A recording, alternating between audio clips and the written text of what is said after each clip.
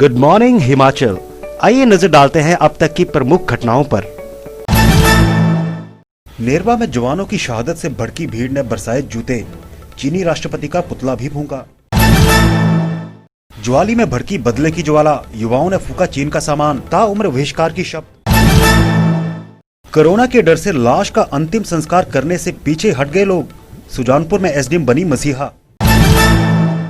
तबाही के तूफान से तिनके की तरह उड़ी स्कूल की छत, चंबा की सलूनी में सहमे लोग। पंचरुखी में पटरी पर लौटने लगी जिंदगी, कोरोना से डर कर नहीं अब डट कर मुकाबला करने लगे लोग। अब समाचार विस्तार से। गलवान घाटी में 20 भारतीय सैनिकों की शहादत के बाद चीन के खिलाफ प्रदेश भर में आक्रोश है और कार्रवाई को लेकर लोगों का खून खौल रहा है।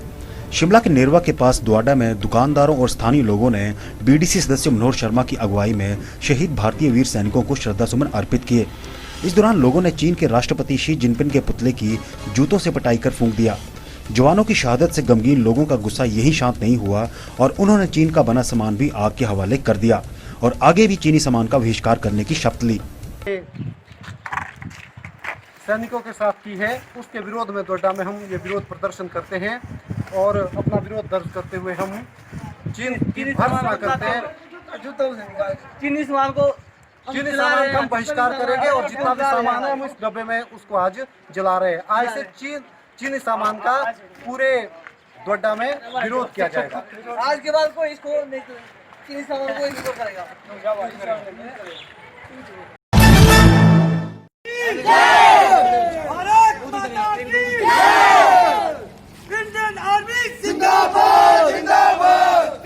लद्दाख में चीनी सैनिकों के साथ झड़प में 20 भारतीय जवानों की शहादत से गमगीन लोगों ने चीन की नापाक हरकत को लेकर कांगड़ा के ज्वाली उपमंडल में विरोध जताया।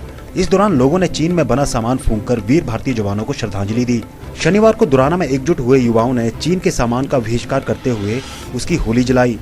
इसके बाद युवाओं ने शहीद 20 भारतीय जवानों को श्रद्धांजलि दी। युवाओं ने चीन निर्मित सामान की खरीदारी न करने को लेकर दुराना से हारचक्कियां तक रैली निकाली और साथ ही शपथ ली कि चीन निर्मित सामान का वे ताउम्र पूरी तरह से बहिष्कार करेंगे। इस दौरान ग्राम पंचायत प्रधान डोल केवल सिंह, बीडीसी सदस्य साधुराम राणा, मेजर प्रकाश आजाद, प्रदुमन शर्मा, शुभम राणा, सचिन राणा, जोगिंदर सिंह, पम्मू राणा और वीरेंद्र निखिल आदि उपस्थित रहे। नमस्ते। आज दुराना के युवकों ने मिलकर के एक छोटी सी रैली निकाली। इस रैली में चाइना के सामान के बहिष्कार की बात की गई और हारचक्कियां गाँव में जाकर के लोगों को प्रेरित किया कि किसी भी प्रकार से चाइना के सामान को ना खरीदें और लोगों में जागरूकता लाने के लिए एक रैली इस प्रकार से निकाली गई जिसमें सोशल डिस्टेंसिंग को मुख्यतः प्राथमिकता दी गई और नवयुवकों ने बहुत सहयोग किया। एक पुतला बनाया गया था शी जिनपिंग का, उस शी जिनपिंग के पुतले को जलाया गया। देखिए कितना दुख की बात है कि कायर चाइना ने हमारे बहादुर सिपाहियों को कायरता से मारा है। इस आक्रोश, इस कारण जो आक्रोश नवयुवकों में था वो आज अच्छे से फूटा और पूरे गांव में सभी लोगों को जागरूक करके कह दिया गया स्पष्ट शब्दों में कि किसी भी प्रकार से किसी भी ऐसी दुकान से सामान ना खरीदें जो चाइना के प्रोडक्ट्स को रखता है, उस दुकान का भी बहिष्कार कर दे जो चाइना के प्रोडक्ट्स को भेजता है। लोगों से हमने ये प्रार्थना की, जो आपने फोन इत्यादि खरीद लिया है, जिससे आपने अर्थ लगा दिया है, उसको आप ना तोड़ें या ना जलाएं, क्योंकि उससे हमारा अर्थ लग चुका है।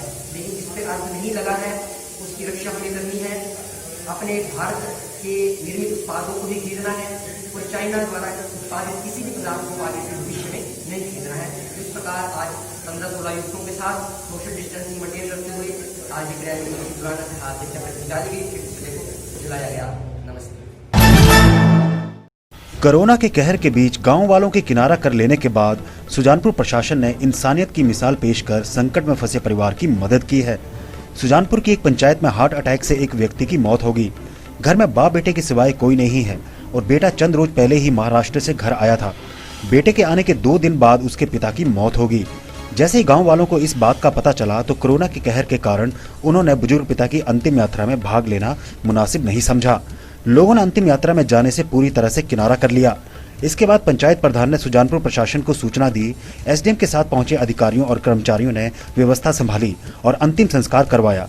साथ ही शोक संतप्त परिवार के प्रति अपनी संवेदनाएं प्रकट की। एसडीएम के ड्राइवर ने चिता के लिए लकड़ियां तक इकट्ठा कर लोगों के सामने मानवता की मिसाल पेश की है। जम्मू कश्मीर की सीमा के साथ लगती जिला चंबा के उपमंडल सिलूनी की ग्राम पंचायत नडल के प्राइमरी स्कूल के एक कमरे की छत भारी तूफान के कारण उड़ गई। तूफान की मार से यहां पर लोग सहम गए। गनीमत की बात यह रही कि लॉकडाउन के चलते स्कूल बंद था और कोई भी बच्चा कैंपस में नहीं था। बताया जा रहा है कि तेज तूफान के कारण प्राथमिक पाठशाला नडल के 4 कमरों में से एक कमरे की छत पलक झपकते ही तिनके की तरफ बिखर गई और हवा के झोंकों से दूर जा गिरी। साथ ही दूसरे कमरे भी क्षतिग्रस्त हो गए हैं। बताते चले कि इस पाठशाला में 85 बच्चे पढ़ते हैं। पंचायत प्रधान तिलक राज ने बताया कि पाठशाला की छत 2 बार पहले भी उड़ चुकी है। बाकी कमरे भी क्षतिग्रस्त हो चुके हैं। उन्होंने सरकार और प्रशासन से मांग उठाई है कि स्कूल खुलने से पहले यहां पर नई छत डलवाई जाए।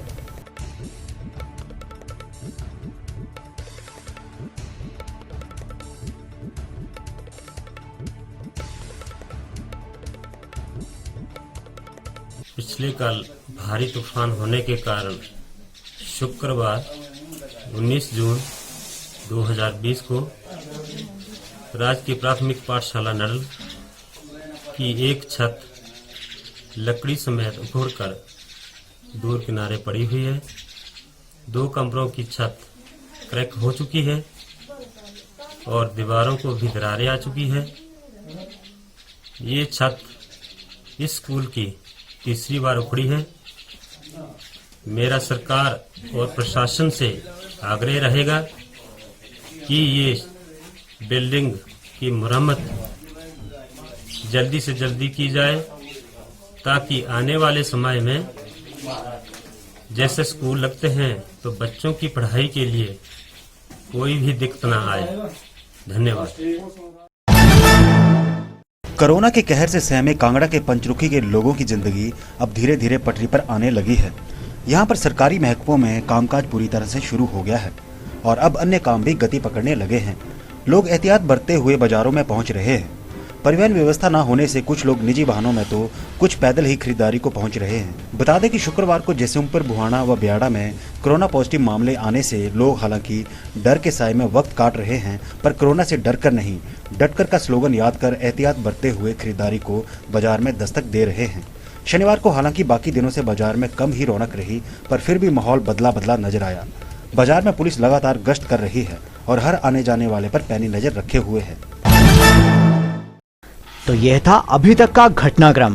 बने रहिए दिव्य हिमाचल टीवी के साथ। शीघ्र मिलते हैं अगले कार्यक्रम आज दोपहर हिमाचल में।